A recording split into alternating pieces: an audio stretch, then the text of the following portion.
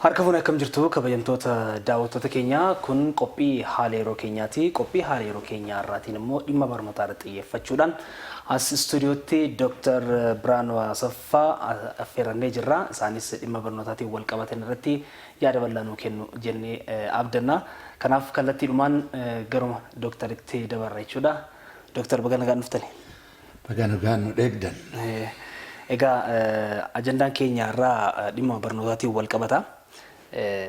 Mee waliigalaan jalqabumarraa ala kaasnu dhimmi baruu fi barsiisuudhaan wal qabtee kan jiru akkuma waliigalaan biyya keenyatti jiru kun maal fakkaatame jennee kaasuu dandeenya?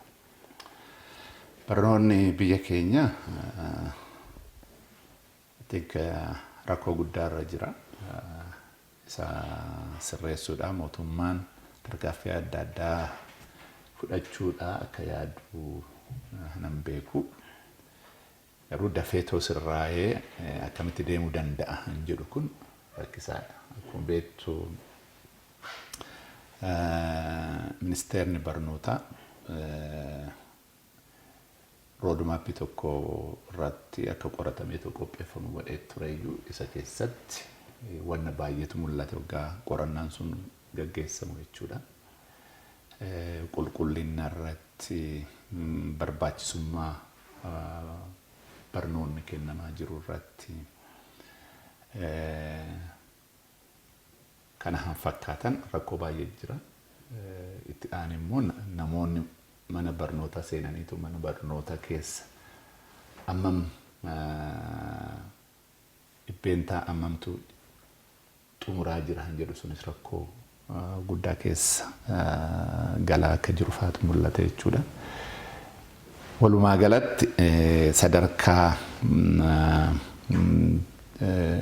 tokkorraa kaasee amma sadarkaa lammarratti hin jiru. Barnoota olaanaatis hoggaa laallu, barnoota ogummaa fi teeknikaatis hoggaa laallu, qulqullummaa irrattis ta'ee barbaachisummaa irratti wanna baay'ee himamaa rakkoolee adda addaatu qunnamaa jira. Mee rakkoolee kanneen egaa tokko tokkoon kaasuunis rakkisaadha ta'an waliigalaan muraasuma isaa mee rakkooleen jiran rakkooleen barnoota keessatti mudataa jiran kun maal jennee kaasuu dandeenya? Itti aansee immoo furmaanni isaa maal ta'uu qaba inni itti kaasa? Rakkoon isaa sadarkaa tokkoffaarraa calqaba akkan ani ilaalutti odeeffannoon qaburraa ka'ee hoggaan laalu. Sadarkaa tokkorratti barnoonni ati kennitu san hoo gaarii hin taane ijoollee kakaasteetoo wanna barsiistu san sirriitti akka fudhatan hoo hin goone rakkoodha. Manni barnootaa irraa yookaan illee manni barnootaa tokko gaariidha qulqullina inni ittiin kennuun wanna barbaadamu hawaasni sun barbaadu kennaa jira hin jedhu san sirriitti dubbachuudha. Manni barnootaa sun hoogganaa akkamii qaba hin jedhu sanarraa kaata. Hooggansarra hin jiran mana barnootarra namoota akkamiiti.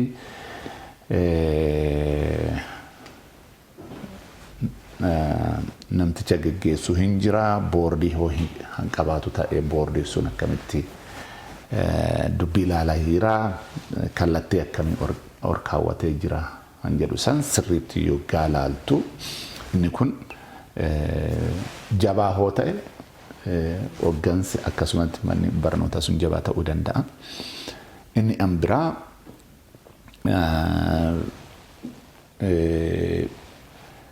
ijoollee isaanii ijoollee barattu san garam geessuu barbaadan.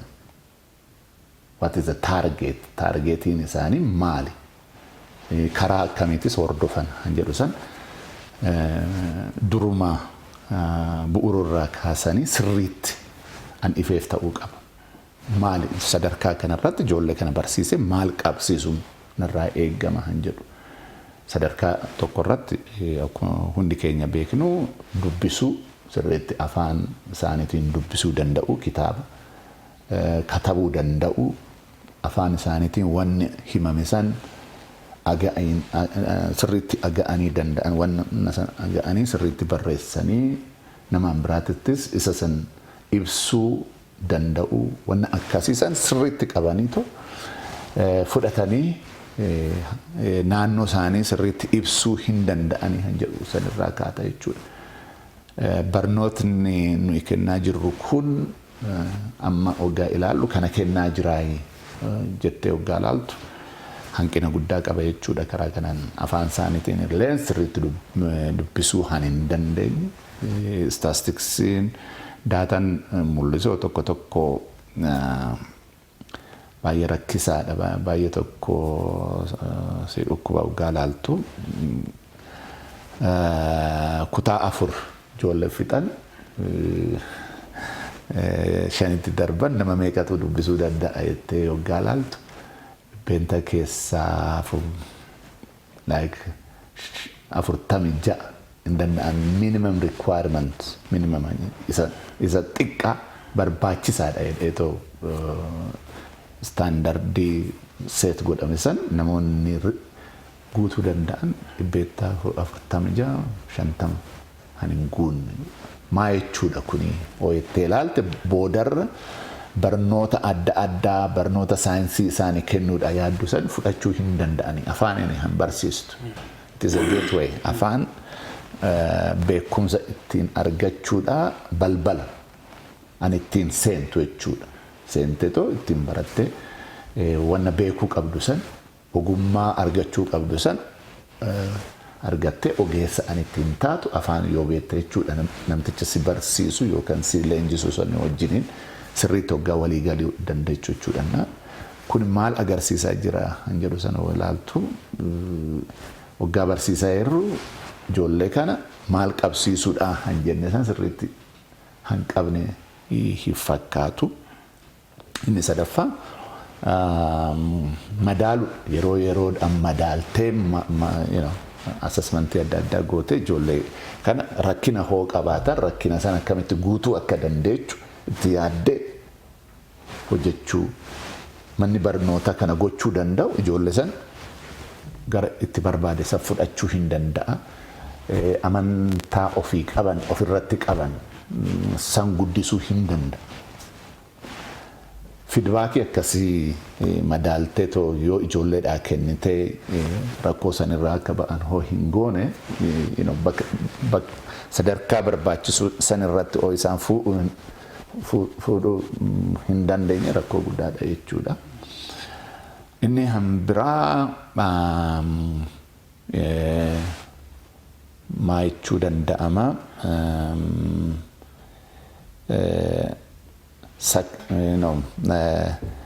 nagaummaa kind of nageenya aga'amu qaama keetiin sammuu keetiin nagaa keessan jira jechuu danda'u. Nagaa keessa ofiin namoota wajjiniin immoo hariiroo qabdu. Hariiroo gaarii ta'uusaa inni kun barnoota irratti wanna guddaa qaba. Waggaa biyya keenya keessatti ilaallu there is a security problem. So ijoolleen kun sammuun isaanii wanna biraatitti qabamee jira. Psychologically rakkoo baay'ee keessa wanna jiraniif jechuu hin dandeenya. Oggootii 30 darban sanii keessattuu naannoo Oromiyaa keessatti ijoolleen rakkoo nageenya iddoo rakkoo nageenya keessa jiran jechuu hin dandeenya. Sammuu isaaniittiinis nagaa miti. Isa barnoota guddaa fudhachuudha. Isa bal'aadhaan fudhachuudha. Sammuu isaanii banameetoo deemuudha rakkoo ture jechuudha.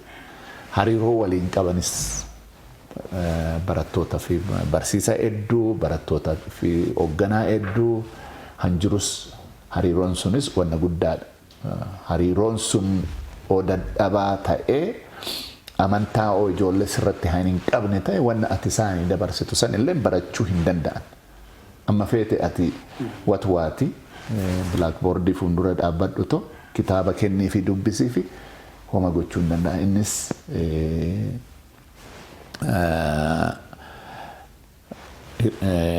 rakkoo guddaa ture jechuudha.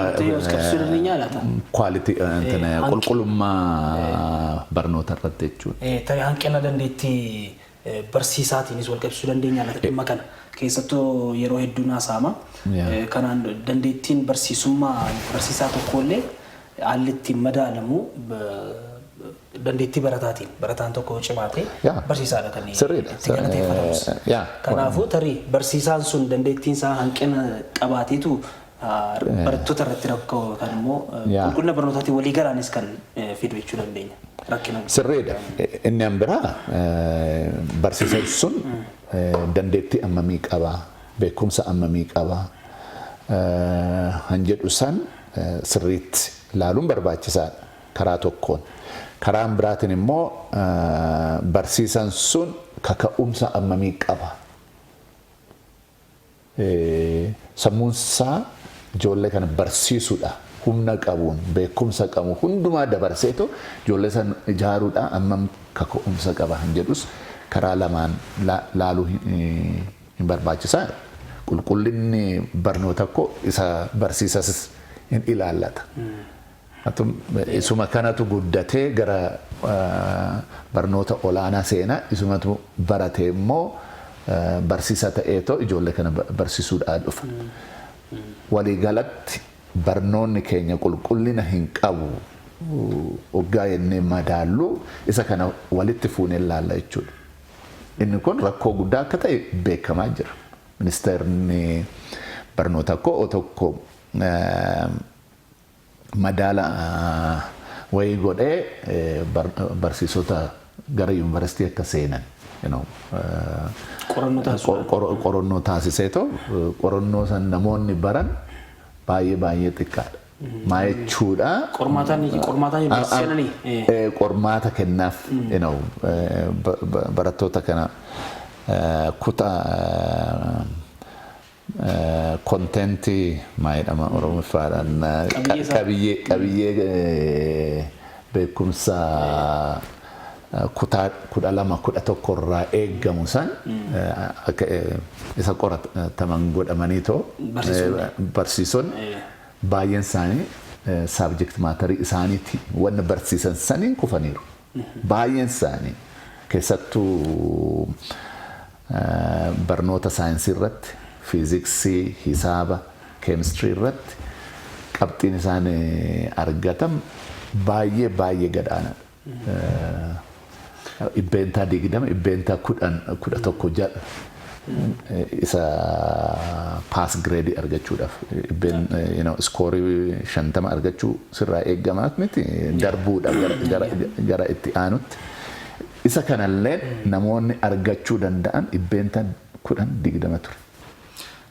Tarii Dooktar dhimma kun dhimma herreegaa fiiziksii fi keemistirii kanaan wal qabatee keessattuu barnoota saayinsiitiin wal qabatee qorannoon taasifame tokkos jira ture tarii kanarratti akkuma isin kaastanis laafaa dhufeera kan jedhu jira dandeettiin hawaasaas barattootaas akkasumas kan barsiisaas tarii maalirraa maddeechuu dandeenya tarii kana keessattuu dhimma saayinsiidhaan wal qabatee kan jiru kana barnoota saayinsiitiin. Wanna baay'ee ilaaluu sirraa eeggama kana dubbachuudha. Biyyi keenya maal keessa dabarte han jedhu san sirriitti ilaaluun hin barbaachisa. Riifoormiin adda addaa barnoota irratti godhamee ture. Inni kun sirriitti xinxaalameet madaalameet akkasitti qophaa'ee han jedhu san illee ilaaluu hin barbaachisa. Kana keessaa dhufe fakkeenya sitti himuu nan danda'a. Akka biyyaatti mass education han jedhu hawaasni bal'aan ijoolleen hunduu akka mana barnootaa seentu han barbaachise. An barbaadame karaan biraatiin immoo akka biyyaatitti kana finance gochuudha ammoo humna hin qabnu ture. Gara mass education waggaa seentuu barsiisaa dandeettii qabu, barsiisaa kaka'umsa qabu sirriitti barsiisuudha karaa peedaagojiidhaan leenjii barbaachisu kennameef immoo jijjiirama kana fiduu nan danda'an jedhu sammuu isaatiin illee nama qophaa'e nama akkasii fedhiidhaanis kan barsiisu nama akkasii barbaachisa. Waggaa gara namni hundu barachuu qaba jettee waggaa itti seentu karaan biraatiin immoo namoota barsiisuu danda'an barsiisuudhaan immoo wanni adda addaa hin barbaachisa. Manni teessoon hin barbaachisa. Ijoolleen sirriitti teessee barachuu qabdi. Blackboardiin hin barbaachisa. Wanni adda addaa kana sirriitti qopheessuus irraa eegama ture. Hangodhame garuu akkasii miti. Rakkoo jira ture. Karaan biraatiin kaarikulamii durii yoo ilaaltu kaarikulamii baay'ee tokko si rakkisa waggaa itti mass education goote karaan biraatiin immoo mass education irratti waggaa ilaaltuun ijoollee barnoota daftee fudhanne san into account gooteeti kaarikulam developan gootu waggaa sun fudhachuu hin dandeenye ijoollee dur average han jedhamu tamaarii hedduu galeessa bees godheeti kaarikulam an qophaa'u. Kaarikulamiin amma qophaa'e garuu ijoollee top ta'aniif kanaaf dur yuunivarsiitii waggaa duraati irratti barannu sun amma waggaa kutaa 11 irratti baratta. Dur kutaa 11 irratti hin barattu san kutaa 9 irratti baratta. Dur kutaa 9 irratti hin barattu kutaa 7 irratti tamaratta. Inni rakkina qaba odoo jettee himaa jirtu kaarikulamii akkasii barsiisuun sirrii hin turre. Karaa tokkoon kana karaan biraatiin immoo afaan ittiin barsiistu san ijoolleen danda'uu isaanii sirriitti mirkaneeffachuu irraa eegama. Inni kun immoo rakkoo biraati. Amma waggaa ilaaltu afaan irratti rakkoo guddaa jira. Akkuma sitti metti kutaa 4 irraa calqabe afaanuma isaanii afaanuma haadhaa isaaniirra sirriitti dubbisuu hin danda'an. Kun implication guddaa qaba. Afaan haaraa biraa barachuudha. Afaan isa duraa san sirriitti barachuu irraa eegama. Isa saniin hoo jabaattee too sirriitti nama dubbisu taate vocabulariin kee inni durii sun wannoo bu'uura sii ta'a jechuudha. Isa afaan lammaffaa barattu sanii. Rakkoon achi waan jiruuf amma kutaa 8 irratti yoggaa laaltu ijoolleen Ingiliffaan dhibbentaa qorumsa irra taa'anii dhibbentaa 50 fi isaa ol skoor godhan parsantii 25 caalu.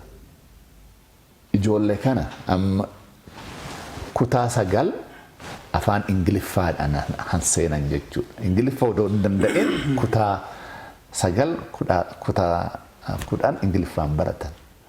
Amma saayinsiin fiiziksiin maatimaatiks whatever asirratti ulfaachaa deema. Akkuma sitti hime san saabjektiin ulfaachaa deema. Afaan ijoolleen hin dandeessu akkamitti baratan. Akkamitti beekuu danda'an saabjektii san irrattis dadhabni ijoollee odoo jiru seerri tarsimoo nu hordofaa jirrus rakkoo guddaa waan uumeef ijoollettiin qorumsa isaanii irratti examination assessment irratti akka kufan isaan godheera. Fakkeenya fudhachuu hin dandeenya. Kutaa 11 assessmentii biyyaalessaa ijoollee fudhatan keessaa fiiziksiidhaan han darban 50 ol an fidan dhibbentaa 4 hin caalan. Akka biyyaatitti garuu teekinooloojii proomoot goonaa hin guddisnaa modernizationii fuuna jechaa haasa'aa jirra. Kun wanna sirfachiisuu qabu dhaabbatteetoo wanna yaadduu sirraa eeggamu jechuudha. Ijoollee kanatu anduriitis sittima. Anammaatis akkasuma ta'uu akka danda'u tilmaamuu hin danda'ama jedhee yaadannaa. Rakkoo akkanaatiin jira. It is a serious tarsiimoorraa wanna maddu poolisiidhaaf tarsiimoorraa wanna maddu natti fakkaata. Inni korreekt godhameera han jedhu yaada qabna ture amma yoo kana waggaan baradhu roadmaappii namoota qoratan keessaa nama tokkichan tureyyuu recommendation ture maali inni durii yuunivarsiitii sun yuunivarsiitiitti haa dubattaa deebi'u ta'e ijoolleen suuta jedhaniitoo akka baratan haa ta'u akka humna isaanii oo barbaachisa ijoolleen ariifachiisaadhaan barachuu danda'an kutaa of danda'e kophaatti haa qophaa'uuf han jedhu ture. Amma ammaatitti garuu hojiirra oolaa hin jiru. Waggaan laalu kitaabni sanuma duriiti poolisii durii san jechuudha. Waggas maayichaa turaniyyuu gabaree qotee bulaa beekumsa guddaa qabu ijaarraa amma kifilii kutaa 8tti akkanatti barsiisne han jedhu tureyyuu inni garuu wanna arginu kana oomishaa jira jechuudha. Egaa tarii amma egaa kan sadarkaa tokkoffaa fi lammaffaa irratti kan laalla keessattuu qulqullina kanaa wal qabsiisni tarii kan barnoota olaanoo kana kan naannoo yuunivarsiitii jiru kana akkamiin laalla keessattuu naannoo yuunivarsiitii kanattis ijoolleen bu'uurarraa barbaachisaadha akkuma jalqaba kaasne sadarkaa tokkoffaa fi lammaffaa irratti wanni isaan qabatanii dhufan afaan isaanii baratanii beekumsa gaarii qabatanii gara yuunivarsiitii galuu qabu. Inni sun akkuma jirutti ta'e tarii barnoonni nu kennaa jiru naannoo yuunivarsiitii irratti maal fakkaata ta'e qulqullinni isaa maal fakkaata sadarkaan isaa maal fakkaata maalitti akkam jennee kaasuu dandeenya walii galaan. Si kaaseera duratti afaan balbala gara beekumsa ittiin argattu ittiin barattu jechuudha. Afaan irratti rakkoon jiraannan sirriitti barachuun rakkisaadha. Qulqullummaa barnoota irratti rakkina guddaa uumuu hin danda'a. Uumas jira jedhee yaada. Yuunivarsiitii waggaa seentu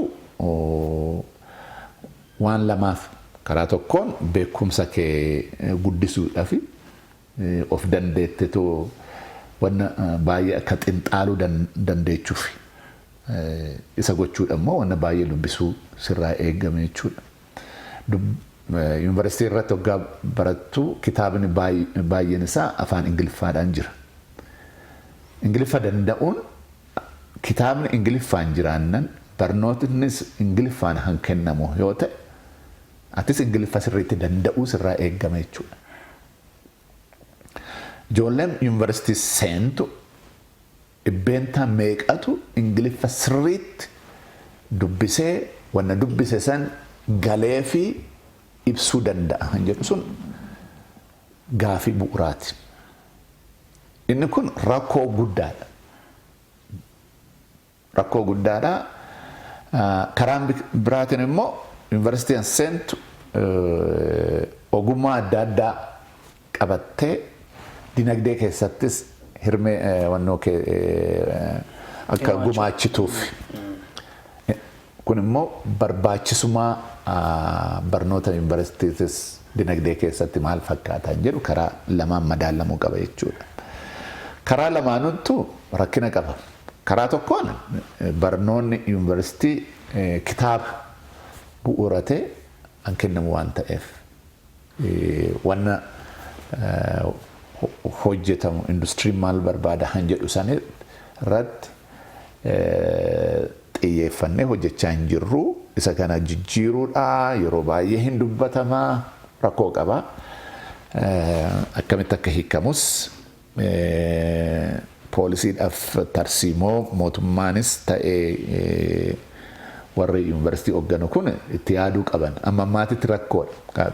Maaliifin kana jedhaa namoonni baay'ee yuunivarsiitii keessa ba'anii hojii yookaan qaxaramuu qabu yookaan immoo hojii isaanii uummatanii too ofis maatii isaaniitis dinagdeedhaan ijaaruu isaanirraa eegama jechuudha. Kanarratti rakkoo guddaa jira.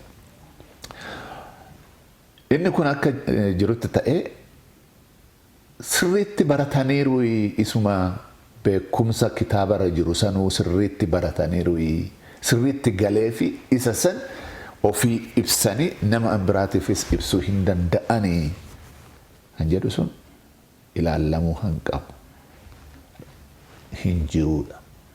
Hundi keenya of laaluu sirriitti wanna kana laaluu nurraa eegama. Yeroo baay'ee dubbachaa irraa foonaa keessatti yuunivarsiitii keessatti garam deemaa irraa ijoolleen tun afaan hin qabdu. Isuma barsiista san kitaaba irratti dabtara irratti kataban san yoo xiqqoomallee yaada an biraatiin ibsite fatanaa san kufuu baay'een isaanii hin danda'an jechuudha. Amma barsiisonni kanaan rakkachaa jiran. So yuunivarsiitii namoonni jiran qorannaan tokko godhamee ture yeroo tokko sirma ministeera barnootaati. Barattoota yuunivarsiitii keessaa fixan keessaa barsiisota rikuriit gochuu barbaade ministeerni barnootaa ijoollee akka qorannaa fudhatan qormaata fudhatan akka galmaa'anii qormaata fudhatan gaafata jechuudha. Gara 10,000 ta'anii namoonni saabjektii isaaniitiin wanno assessmentii kanarra taa'an jechuudha. Then the result was baay'ee kana ministry of ministerni barnoota hin beeka. It has a data. Isumatu qorates kana. It is terrible. Baay'ee wanna si gaddisiisu. So it is clear. Inni sun maayichaayilaa keessattuu afaan irratti ijoolleen qabxii olaanaa argatanii barsiisuudha qorannaa san fudhatan afaaniin kufaniiru. Qabxii olaanaa jechuun qabxii 3.25 or distinction yennaan yuunivarsiitii keessatti hin beekta. Namoota isa qaban minimaal kaan immoo qabxii 4 ta'uu hin danda'a. Baay'een isaanii, I don't want to talk the number, baay'een isaanii, the majority, baay'een isaanii kufaniiru. Maayichaa jira ijoolleen yuunivarsiitii keessa waggaa jiran afaan ittiin baratan san hin beekanii no. That is a message. Akkamitti yuunivarsiitii namoota kana akkamitti barsiisaa turte an jedhu san analleen in ilaallata namoota baay'ee ilaallata tasgabboofnee sirriitti wanna kana laaluu akka dandeenyu gas 2009 natti fakkaata wannan kun assessmentiin kun an godhame. It was terrible. Maa jechuu barbaadeetiin inni ijoolleen afaan danda'aa hin jirtu waggaa yuunivarsiitii seentu. Wanna lama qabnee yaada. Either yuunivarsiitii waggaa seenan ijoolleen tun afaan danda'u minimum requirement ta'uu qaba Ingiliffaan han barsiistuu ta'e. Hoo hin taane immoo afaan an biraa hin danda'anii han jedhu san barbaadde afaan isaan danda'an san hin barsiisu sirraa eeggama jechuudha. Afaan kanaan baratee afaan saniin baratee miti beekumsa knowledge content isaati qabiyyee isaati allaallamu malee afaan maalitiin baratee miti. Baratee beekee ofis jijjiiree maatii ofis jijjiiree hawaasa ofis jijjiiree ofis guddisee hawaasa biyya isaatis saba isaatis guddisuu irraa eeggama jechuudha. Hoo hin beekne ganuu rakkoo han biraate jechuudha. Maalifin kana jedha biyya keenyatti wanni barame tokko jira. Wanni kitaabni hunduu Ingiliffaan jira. Akkamitti Ingiliffa malee barsiisuu danda'ama han jedhamu tokko jira. Inni karaa tokko sirriidha. Garuu kitaabicha namtichi dubbisuu hoo hin dandeenye kitaabichi Ingiliffaan waan jiraateef namichi hin barata jechuuti. Barsiisan sun Ingiliffa waan danda'uuf Ingiliffaan waan barsiiseef barataan sun hin danda'a, hin beeka, beekatis ittiin gargaarame ofis jijjiire, hawaasa ofiitis jijjiira jechuu miti. Kanaaf natti fakkaata biyyoonni baay'een Ingiliffa irratti rakkoo waan qabaniif akka saabjektii hin baratan biyya baay'eetti. Ingiliffa sirriitti afaan ittiin barachuu danda'an san waan hin taane sadarkaa san waan ga'uu hin dandeenyeef afaanuma ofiitiin barsiisan. Chaayinaa fudhachuu hin dandeecha, Maaleeshiyaa fudhachuu hin dandeecha, Kooriyaa fudhachuu hin dandeecha, Jaappaan fudhachuu hin dandeecha. Biyyoota hundumaa Awurooppaa keessa jiran Ingilizii fi Ayirlaandii malee hunduu afaanuma ofiitiin baratan. Kanarratti rakkoon qabu Ingiliffaan barsiisuun hin barbaachisan jedha. Haata'u beekumsi baay'ee Ingiliffaan waan jiruuf. Maqaa kanaan garuu nan xumuradha. Kanaa jennee garuu karaa kana qofa jira jennee too mormuun nurra hin jiru jedheen yaada. Tole tarii amma kaasnee irraa qulqullina barnootaatiin kan sadarkaa tokkoffaa lammaffaa ammas kan barnoota dhaabbilee olaanoos kaasnee irraa keessattuu afaanii wal qabatee kan jirus kanas kaasnee irraa tarii waliigalaan dhimmoota jiran kana furuudhaaf furmaanni isaa maal ta'e taa'uu qaba jettanii yaaddume. Maaltu qaba tarii hunduu gahee mataa isaa qabaata. Fakkeenyaaf mootummaan gahee mataa isaa qabaachuu danda'a. Hawaasnis gahee mataa isaa qabaachuu danda'a. Keessattuu immoo namoonni baratanis dhaabbilee olaanoo keessas kan jiran, dhaabbilee barnoota olaanoo keessas kan jiran, kan akka keessanis gahee mataa isaanii qaban namoonni tokko isaa kana keessatti furmaata buusuudhaaf. Kanaaf tarii maal ta'uu qaba jettuma? Furmaanni isaa maal ta'uu qaba jettuma? Ati rakkoo kanarratti mata duree walii galuun barbaachisaadha. Rakkoo akkanaati jira.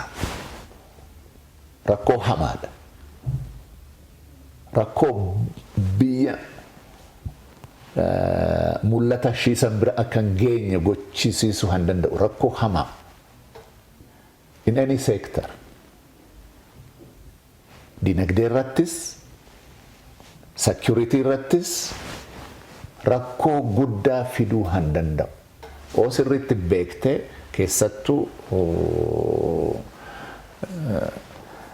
21st century irratti yeroo wanni hunduu digitalized ta'e irratti sirriitti barattee competent hoo hin taane dubatti haftee nuuruma resource kee qabdu kana resource lafti kee qabu kun wanna ati barbaaddu san bituu hin danda'u. Boodarra kadhattuu taata namaan gadi taata jechuudha. It is a serious problem. Kanarratti walii galuun barbaachisaadha. Hoo walii galle qoorni koo maali? Qoorni mootummaa maali? Qoorni hawaasaa wayim saba keenya maali? Qoorni barattootatis maali jennee walii hirnee dubbachuu hin dandeenya. Kanarratti hoo walii hin galle garuu this is a serious problem. Rakkoo guddaadha. Jennee oo walii hin galle rakkoodha jedheen yaada. Inni lammaffaa rakkoon kun guddaa hoo ta'e interventionii akkamii hojii akkamii barbaada han jedhu san irratti walii galuu barbaachisaa natti fakkaata. I think rakkoon akkanaa hiikamuu han danda'u ariifachiisaa ta'uusaa interventioniin hojii hojjechuu qabnu kun ariifachiisaa ta'uusaa walii galuu qabna. It is a kind of emergency intervention. Koronaan dhufeenneeti biyya hundumaa cufnee akka biyyi hin hubamneef himne. Ammas rakkoo barnoota keessa jirru kun isa caala. Hawaasa du'aa jira ilaalcha kootiin. Hawaasa du'a jechuun lubbuun si keessa ba'uu jechuu miti. Of hin dandeenye ofiin dhaabbachuu hin dandeenye rakkoo guddaa keessa jira. Abbaan fe'e gara fe'etti dhufee lafa keessa si saamulleen hin danda'a. Especially haalli qilleessaa rakkachaa rakkoo keessa baragale san namoonni kaanis dhufanii ati jala aantu ta'e isaan ol aanaa ta'anii si bulchuulleen hin danda'an rakkoo akkasii jiraachuu sirriitti hubatanii ariifachiisaadhaan maal gochuu qabna hin jedhu sanarratti hojjechuun nurraa eegama jechuudha. Inni kana hoo ta'e mootummaan maal gochuu qaba hin jedhu san kana oo fudhate poolisiis ta'ee labsiis ta'ee tarsiimoos ta'ee kana ammadaalu fudhachuu irraa eegama jechuudha. Risoorsii illee qabiyyee biyyaa kanarratti oolchuu irraa eegama jechuudha. This is a fight. Duula guddaadha jechuudha. Kana sirreessuu karaatti deebisuun duula guddaadha jechuudha.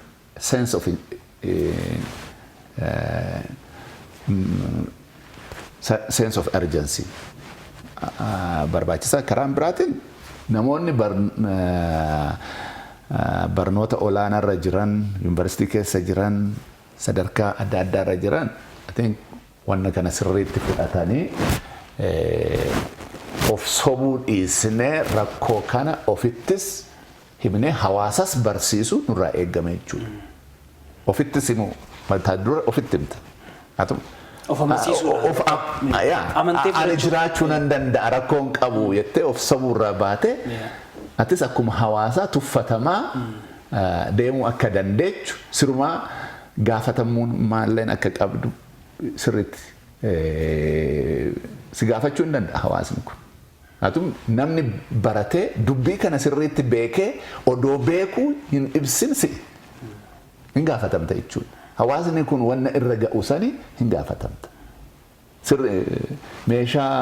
Meeshaadhaan hin ajjeesin malee qawweedhaan hin ajjeesin malee kun karaan biraatiin ajjeesaa jirta jechuudha. Dhugaa waan ittiin himneef wanna isa baasu waan ittiin himneef akkamitti deemuu akka qabnu waan ittiin hin himneef jechuudha. Nurraa eegama poolisii akkamii ba'uu akka qabullee mootummaas gorsuu karaa itti agarsiisu experience biyya adda addaarraa akkamitti biyyi kaan hojjetanii rakkoo akkanaa keessaa ba'an. Waggaa calqaban biyyooleen baay'ee rakkoo akkanaa keessa turan. Boodarra garuu barannoon isaanii qulqullaa'aa deemee amma sadarkaa isaan irra ga'an kana ga'anii jiru jechuudha. Kana barsiisuun nurraa eegama. Akka hawaasaattis wal gorsinee ijoollee keenyas ijoollee isaanii gorsanii waggaa mana barnootaa deeman an isaan baasu barnoota qofa akka ta'e akka beekan akka isarratti ciccan gochuun nurraa eegama jechuudha.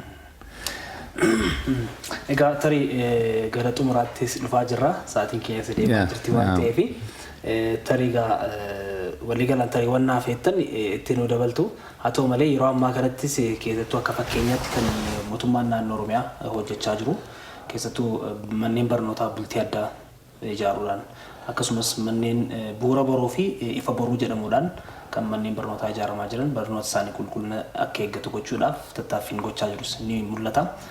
Akka biyyaattiyyuu fakkeenyummaadhaan kan dhaabamaa jiru waan ta'eefidha kan hin kaasuu fi isaan wal qabatees nu kaasuu dandeessu sunis akka fakkeenyaatti ilaalamuu danda'a laata kan jedhudha. Isuma kanaan wal qabsiisanii immoo yaada xumuraas walitti qabdanii nu ibsitu jechuudha. Wanni hojjetamaa jiru wanna gaariidha. Wanna gaafatamuu miti.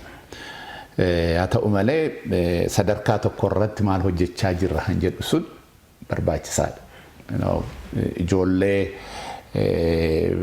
gubbaa jiran qofa walitti fuutee mana barnoota akkasii guguddaa akkasii sanitti barsiisu wanna tokko ta'e ijoolleen bu'uurarra jiran dakanana sadarkaa tokko irratti jiran akkamitti barachaa jiran kan jedhu sun sirriitti ilaalamu barbaachisaa natti fakkaata. Bu'uurni isaan waan ta'aniif jechuudha. Hawaasni bal'aa achi baadiyyaa waan jiruuf jechuudha. Yeroo baay'ee han laalle ijoollee magaalaa keessa jiran abbootiin isaanii harbeen isaanii waa'ee barnootaa sirriitti fudhatanitu ijoollee isaanii qabxii gaarii fuudhan. Isaantu mana barnootaa akkanaa kana keessa seena. anama ijaaramaa jiran kana jechuudha. Ijoollee baadiyyaa jiran san akkamitti sappoorti goota opportunity kana akkamitti isaanii bal'isuu dandeecha oo achitti investing goone. Isarratti investi gochuun barbaachisaadha. Karaa lamaan isarratti hojjechuun barbaachisaadha. Karaa tokkoon barsiisota sirriitti leenjisuu ijoollee humna qaban akka barnoota keessa seenan barsiisa ta'an isarratti hojjechuun nurraa eegama jechuudha. Kaka'umsaan qaban, fe'iin qaban, hanjaalatan, ijoollee barsiisuu hanjaalatan, jaalachuun qofa ga'aa miti. Humna hoo qabanii, beekumsa hoo qabanii, oo leenjisne leenjii barbaachisu sun fudhachuu danda'anii kan jedhu san itti yaadu. Kana gochuudha immoo akkam ijoollee kana akkamitti garanatti fudhachuu dandeenya. Kaka'umsa akka qaban, fe'ii akka qaban, they need to be supported. Mite? Jireenya isaanii fooyyessuu irraa eegama. Investimentii gara sanitti gootu sun akka jirutti ta'ee jireenyi ijoollee kana barsiisotaa fooyyessuu irraa eegame jechuudha. Akkamitti fooyyessita? Barsiisa irratti yoo hin hojjenne ijoollee kana dandeettii barbaachisu gochuu hin dandeechu. In any country biyya baay'eetti lower secondary jedhaniin kutaa lammaffaa gad aanaa san hoofitti this is compulsory secondary education. Kooriyaa fudhattu, Jaappaan fudhattu, even German fudhattu. Isaa ol nurraan eegamu. Maaliifi basic education, general education sun sadarkaa kanatti uumuu danda'a. Inni kaan yuunivarsiitiidhaaf yookiin leenjii guguddaadhaaf qopheessuudha ijoollee. Kana barsiisnan qotee bulaa beekumsaan hojii isaa hojjechuu uumuu hin dandeechaan jedhu ilaalchi jiru.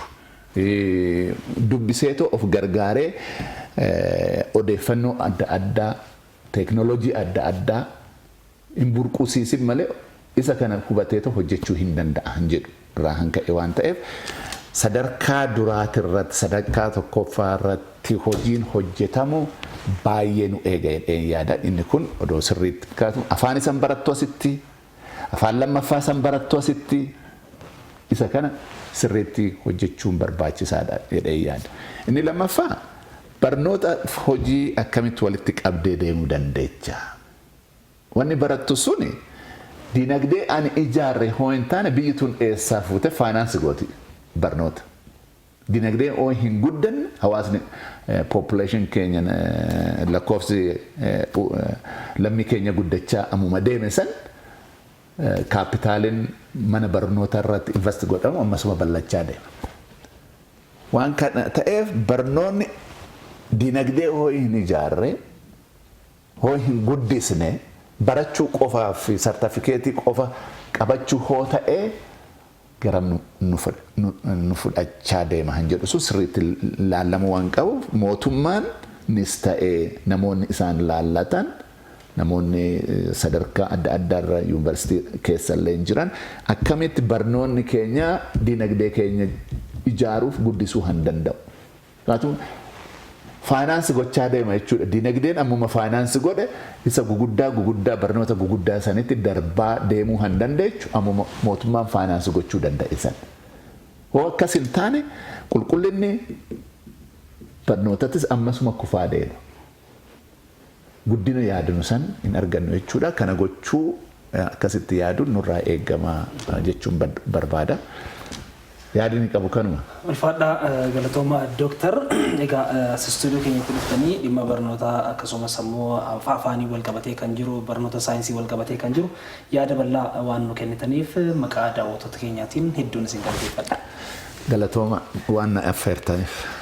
Egaa kabajamtoota daawwattoota keenyaa qophiin haala yeroo keenyaa dhimma qulqullina barnootaatiin wal qabsiisnee Dooktar Biraanuu Asaffaa barsiisaa yuunivarsiitii Finfinnee kolleejii teeknooloojiitii kan affeerree waliin turtaasne torban immoo qophii birootiin hanga walitti deebinutti horaa bulaa isiniin jenna.